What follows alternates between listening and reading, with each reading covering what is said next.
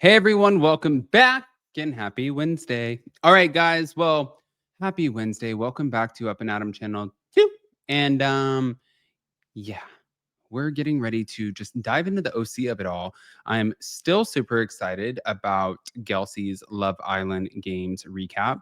Mind you, she's on the West Coast, so of course we're going to get things out a lot faster than she will. But no, definitely keep an eye out for that. And once it's out, I will post it. But in the meantime, we have some OC to dive into. And I really, really enjoy some of the opinions, but I also have a lot of opinions of my own. So smash the like button. If you guys aren't subscribed, get subscribed. Don't forget to hit that notification bell. And let's jump right in.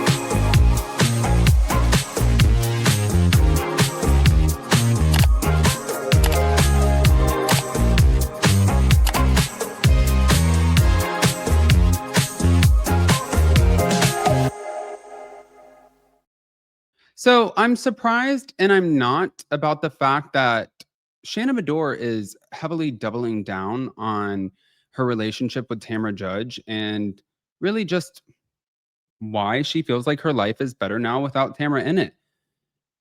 At the end of the day, I'm looking at from a fan perspective at both of these women, and you can clearly see that they both, literally both of them, um, they both have these like big personalities where I could see this could be a challenge on both ends. Like, if you sit there and you complain about your life and you're like, oh, life is so hard and this and that, I feel like Tamara's going to be like, shut the fuck up with that. Move on. What are we doing? And also, Shannon, like, calling you at 3 o'clock in the morning and being like, I don't know what's happening. I feel like that would be annoying as well. But here we go. So, she admitted that there was a lot of walking on eggshells in their friendship, and Shannon also accused Tamra of lying about aspects of their relationship. And I guess Tamra allegedly claimed that Shannon didn't appreciate that all Tamra did for her. And Shannon disputes all of those claims as inaccurate. She said that Tamra would sometimes refuse to even return her own phone calls. And Shannon also said that she kept quiet for a long time because she didn't want to engage in tit for tat conflict with Tamra. So she said there's regret for not speaking up earlier. I just didn't want to say anything. And I regret that today. So I just feel like I have to be honest. Here's my other part of this. If you're calling her tipsy pants at 2, 3 in the morning, crying about the same thing over and over, and like what we saw on The Real Housewives of Orange County, I think it was season like 17 maybe. But like when all of this came out, if you're calling her just like crying and revealing all of these things, which listen, as a friend, I would listen to you, but then not remembering the conversation the next day, which it did seem like on that season, she had no recollection of these conversations. And Emily Simpson pointed this out, Heather Dubrow pointed this out, Tamra Judge pointed this out. Then yeah, at some point I would stop taking your phone calls too. I get that. But Tamara insisted that she was always there for Shannon over their 10-year plus, friendship. And she said, she was Shannon's go-to friend. She said there were a lot of good positive experiences with her. And she said that friendship with Shannon, it's always been frustrating because of Shannon's behavior, because she can be overly dramatic, needy, or maybe even too much to handle. But Shannon has a pattern of making people feel sorry for her. Shannon's not going to like that. Now, Shannon also claimed that many of the things that Tamra says Shannon did for her or did for the friendship, they're not accurate, or that Tamra is describing Shannon as if Shannon acted toward Tamra the way that Tamra claims to have acted toward Shannon. So there's like clearly a disconnect here. And she feels like Shannon feels like she was constantly having to predict how Tamra would react, meaning that she was walking on eggshells instead of being able to be herself. And again, she's saying, at the end of the day, I wish I would have just spoken up sooner. Yeah, well, you can't take that back, but look, you can't change the past, but you can always move forward.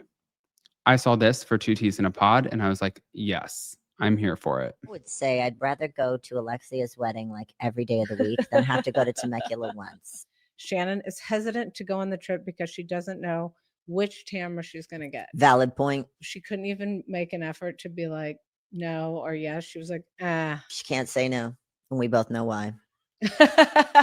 Why did she pack all those kitchen supplies? We didn't see any cooking. Purely for kitsch and effect. It's a shtick. Nobody's cooking on this. Like, stop with all the games. Shannon's missing a tooth and never got Didn't to like that. Didn't need to see that. Don't think that's the best. We need to get her some dental implants stat. What about Tamra's amazing pivot where she lobs it over to Gina? I kind of love it. That's why we love Tamra. She's like hot potato. Now it's on you. I kind of love it. Watch this. You know, I watch this. This is who actually really thinks you have a problem. It's reasonable to worry about Shannon. She hit a house. She hit a house and maybe lost the molar. I would say I'd rather go. You know what's so funny about this is that, I mean, Erica, she's allowed to be open and honest, and that's exactly what she's being. But I agree with everything that Erica's saying. Like, girl, we don't want to see, you know, that you're missing your veneer. And also, why are you bringing the cooking, like cookware? Like, what is that for? It seems like it's very gitchy, and it seems like you're trying to have a shtick, and it seems like there's trying to be like a moment.